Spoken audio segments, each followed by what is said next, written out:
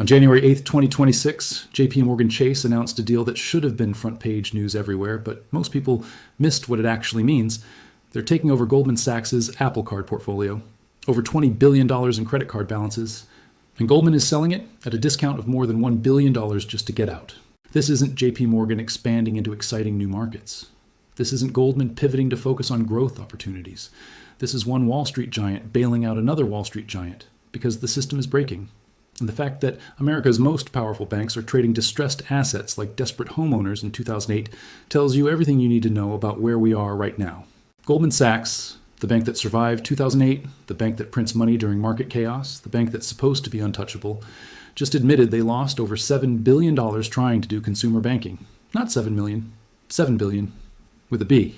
And they're running from that business so fast, they're willing to sell a $20 billion portfolio for $19 billion just to make it someone else's problem.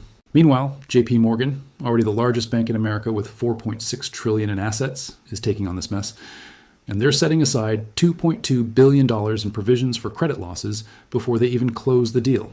Think about that. They're budgeting for billions in losses up front. They know this portfolio is toxic. They're taking it anyway. Because when one megabank has to rescue another megabank's failing business line, that's not strength. That's the system eating itself. And here's what nobody's telling you. While this is happening, the Federal Reserve is still providing emergency liquidity support to the banking system.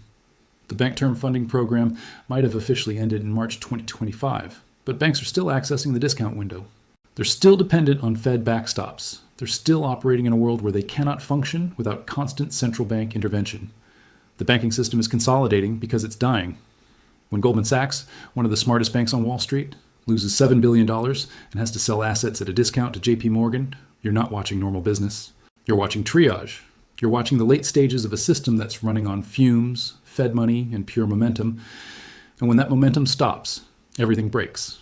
Let me show you exactly what happened to Goldman Sachs, why JPMorgan is taking on a $20 billion disaster, how the Federal Reserve is still propping up the entire system, and why this matters for every dollar you hold, every investment you own, and every bit of wealth you think is safe. Because understanding this isn't just about watching two banks trade portfolios. It's about understanding that the financial system you live under is fundamentally broken. And the people running it know it. Goldman Sachs launched Marcus, their consumer banking platform, in 2016. The idea was simple. Goldman, the Wall Street powerhouse that advised governments and billionaires, would go downstream. They'd offer personal loans, savings accounts, and credit cards to regular people. They'd use their legendary risk management and their sophisticated technology to dominate consumer finance the same way they dominated investment banking. It sounded brilliant. Goldman had the brand, they had the capital, they had the expertise, and they had a CEO, David Solomon, who championed this strategy at every investor conference. In 2019, they landed the deal of a lifetime.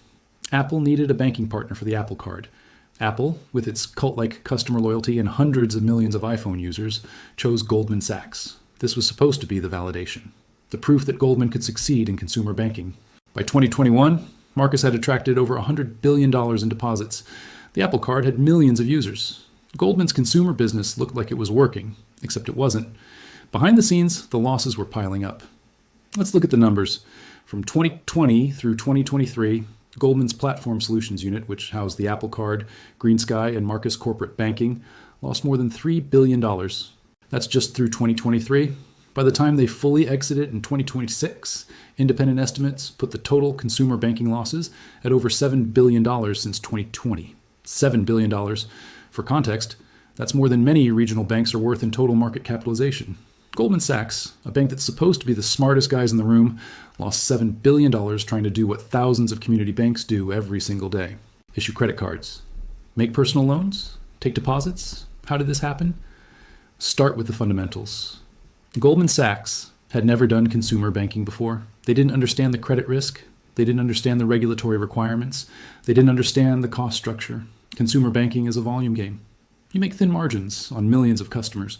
Goldman was used to investment banking, where you make huge margins on a few massive deals. The Apple Card was the perfect example of this mismatch.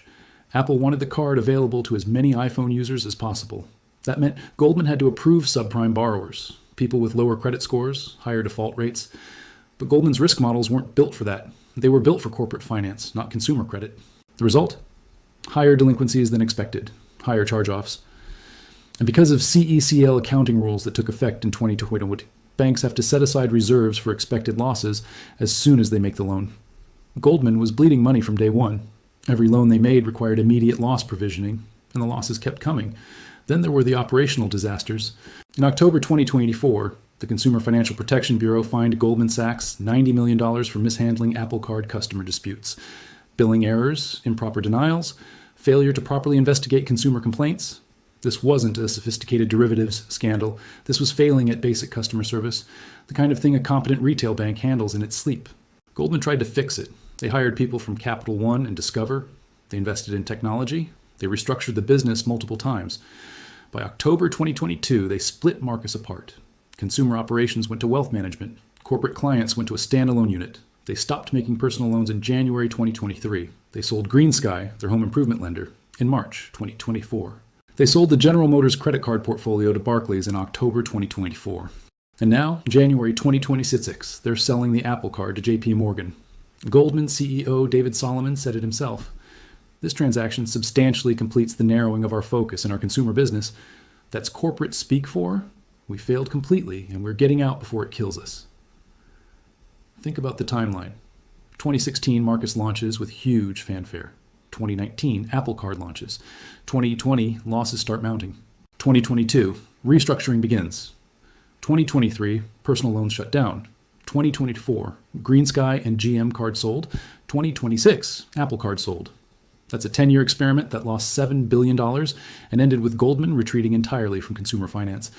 This isn't a small stumble. This is one of the most powerful banks in the world admitting they cannot compete in a business that thousands of smaller banks do profitably every single day. And the losses are so severe, the business is so broken, that they're willing to sell a $20 billion portfolio at a $1 billion discount just to make it stop. But here's the deeper question.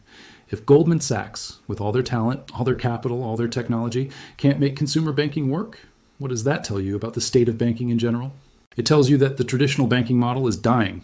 It tells you that even the smartest players can't make money in a world of zero interest rates, massive regulation, and structural fragmentation.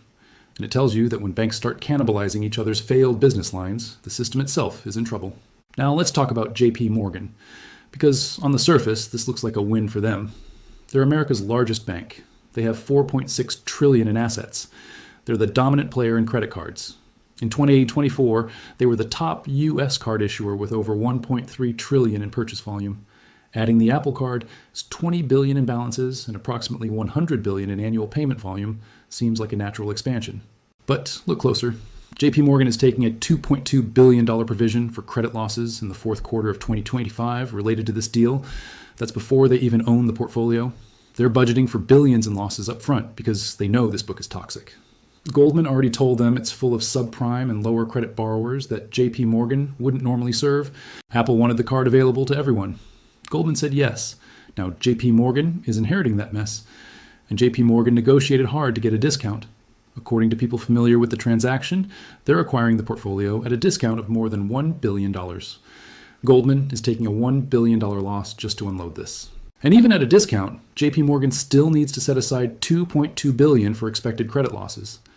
The math tells you everything. This isn't a good portfolio. This is a bailout. Why would JPMorgan do this?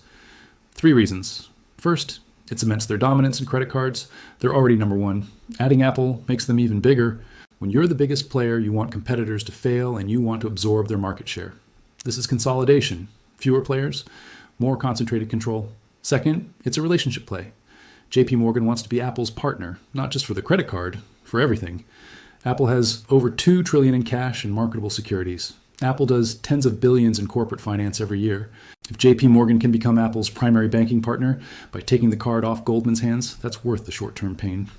Third, Jamie Dimon, JPMorgan's CEO, has been building a consumer banking empire. Chase has been adding 10 million new credit card accounts annually from 2022 through 2024. They've been expanding aggressively, and Dimon has said repeatedly that JPMorgan will grow through scale and market share. Taking the Apple Card fits that strategy perfectly. Even if it loses money for a few years, it's another step toward total dominance. But here's what's really happening. JPMorgan is rescuing Goldman's failed business line. In a healthy, competitive banking system, this wouldn't happen. In a healthy system, when one bank fails at something, 100 smaller banks compete to take that business. Instead, we're watching the biggest bank in America absorb the failing division of another megabank. This is consolidation during decline, not growth. Triage. And the terms of the deal tell you everything. It takes 24 months to close, 2 years. During that time, Goldman continued operating the Apple Card. Why so long? Because the portfolio is complex, messy, and requires massive operational unwinding. JPMorgan isn't buying a clean, profitable business. They're buying a disaster that requires 2 years just to transfer. Goldman is getting 46 cents per share added to their fourth quarter 2025 earnings from this sale. That sounds good until you realize they're releasing $2.5 billion in loan loss reserves. They're taking a $2.3 billion markdown on the loan portfolio, and they're paying contract termination fees. The net effect is Goldman is basically getting out at break even after losing $7 billion over 6 years. They're not making money on this deal. They're stopping the bleeding. And JPMorgan is taking on a portfolio that requires a $2.2 billion upfront provision for losses. They negotiated a $1 billion discount, but they still need to set aside more than double that discount in expected losses. That tells you the real value of this portfolio is significantly below even the discounted price. JPMorgan is paying for the relationship with Apple. They're paying for market share. They're not paying for a profitable business. This is what the end stages of a failing banking system look like. The biggest players trade distressed assets. They consolidate failed business lines. They pay for strategic positioning, not for profits. And they rely on scale, market power, and Fed support to survive, not on actually making money from lending. Because here's the part that should terrify you. If JPMorgan, the best run, most profitable, most dominant bank in America, is willing to take a $2.2 billion loss just to acquire a failing credit card portfolio, what does that tell you about their options for organic growth? It tells you there's no profitable growth left in traditional banking. It tells you that even JPMorgan can't grow by just doing good banking. They have to grow by buying their competitors' failures. Now let's talk about the Federal Reserve. Because while Goldman is exiting consumer finance and JPMorgan is absorbing toxic assets, the entire banking system is still running on Fed life support. And most people have no idea this is happening because the media doesn't cover it and the Fed doesn't advertise it. In March 2023, Silicon Valley Bank collapsed. Then Signature Bank failed. Then the First Republic failed. The banking system was on the verge of a systemic crisis. So the Federal Reserve launched the Bank Term Funding Program, or BTFP. This was an emergency lending facility that allowed banks to borrow up to the par value of their treasury and agency securities, even though those securities were trading well below par because interest rates had risen. Think about what that means. Banks bought treasury bonds at 100 cents on the dollar when interest rates were 1%. Then the Fed raised rates to 5.5%. Those bonds fell to 80 cents on the dollar in market value. But the Fed said, bring us those bonds and we'll lend you 100 cents on the dollar. They were lending banks money against collateral that was 20% underwater. That's not normal central banking. That's a bailout.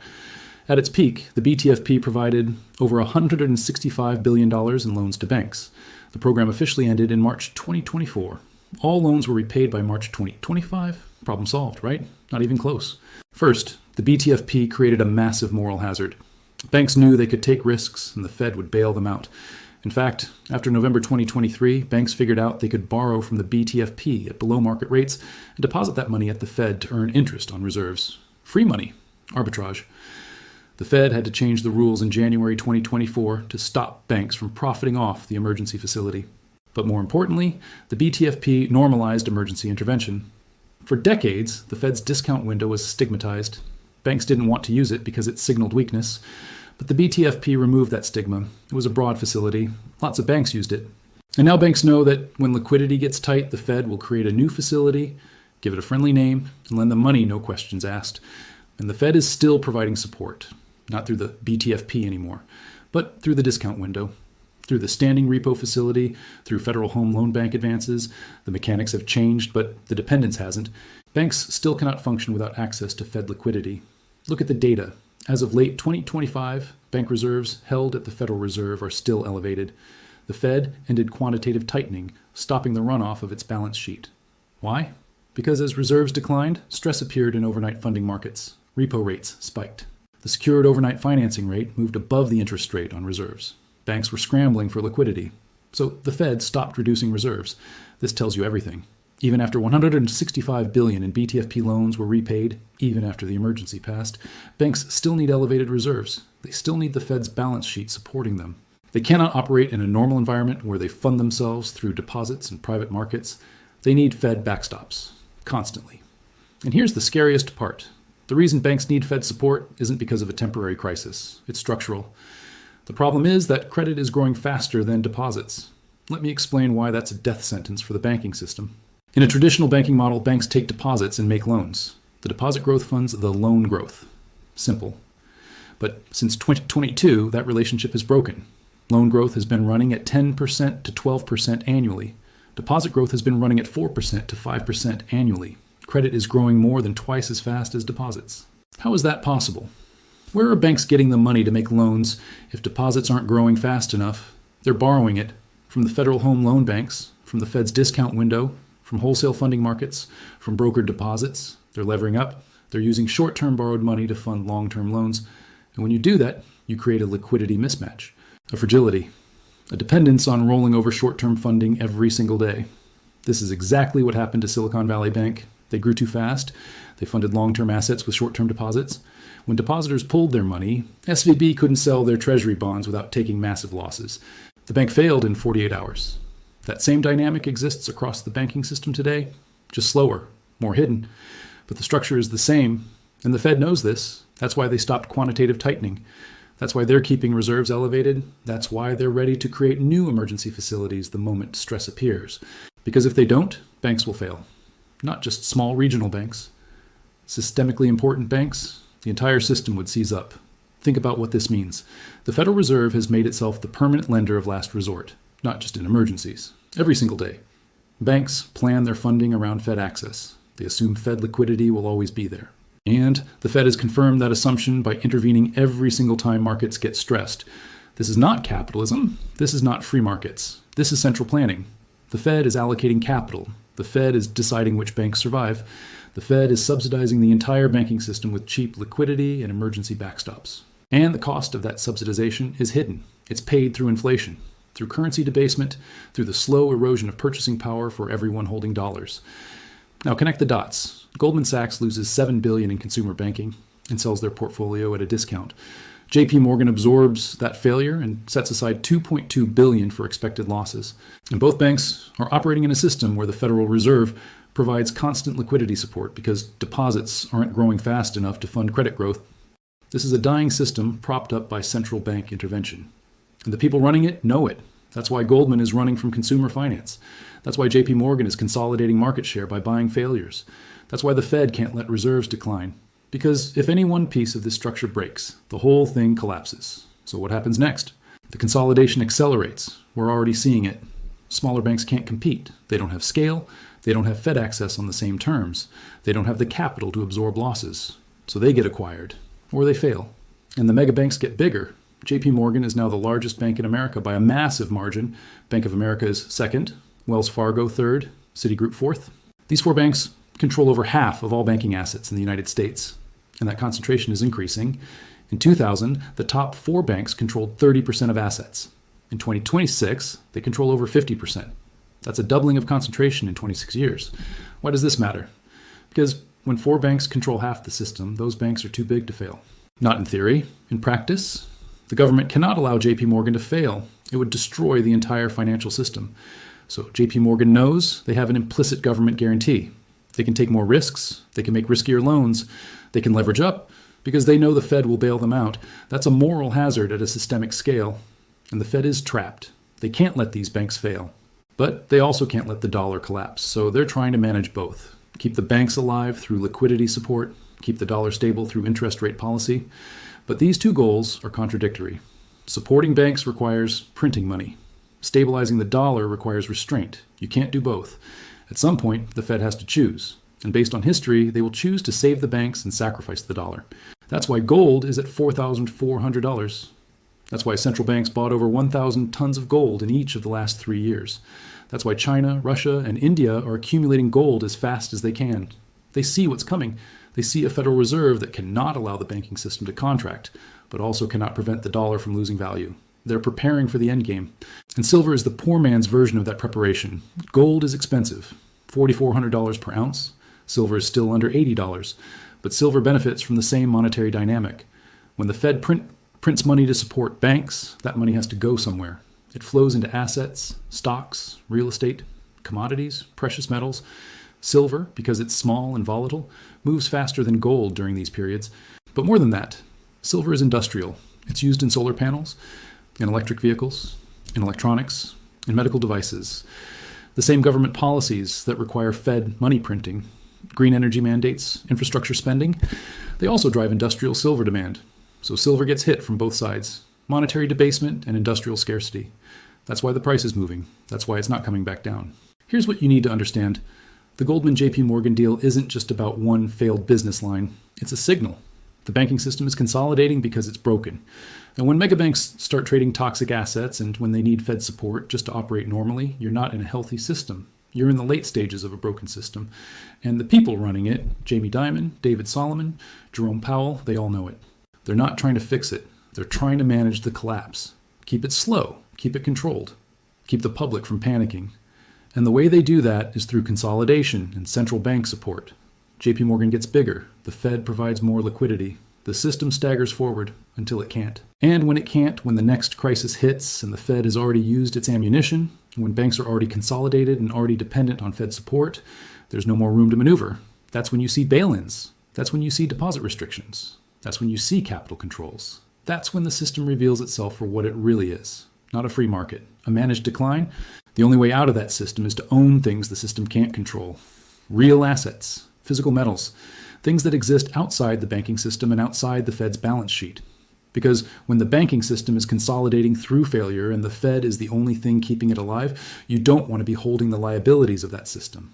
You want to be holding assets that survive the system. Let me be very clear. This isn't financial advice. I'm not telling you to buy anything. I'm telling you to understand what's happening. Goldman Sachs lost $7 billion in consumer banking. JPMorgan is taking over that failure and budgeting for billions more in losses. The Federal Reserve is still providing emergency liquidity to the banking system because deposits can't keep up with credit growth. And the largest banks are getting larger through consolidation while smaller banks disappear. That's not a healthy system. That's a dying system. And the fact that it's dying slowly, managed by the smartest people on Wall Street and the Federal Reserve, doesn't change the outcome. It just changes the timeline. You have time to prepare, but you don't have forever. The biggest banks in the world are admitting they can't function without constant Fed bailouts. They're trading toxic assets like it's 2008. They're consolidating because they can't grow. And they're dependent on central bank intervention to survive each quarter. When that's your banking system, you need to ask yourself a very simple question. Do you trust that system with your wealth? Or do you want to own something that exists outside of it? Because the banks have already made their choice. They're positioning for the endgame. Goldman is getting out of businesses that don't work. JPMorgan is getting bigger by absorbing failures. The Fed is keeping the liquidity spigot open. And all of them know that when this system finally breaks, the people holding dollars and bank deposits are going to pay the price, while the people holding hard assets will have protected themselves. You're watching the collapse in real time. It's just moving slowly enough that most people don't notice.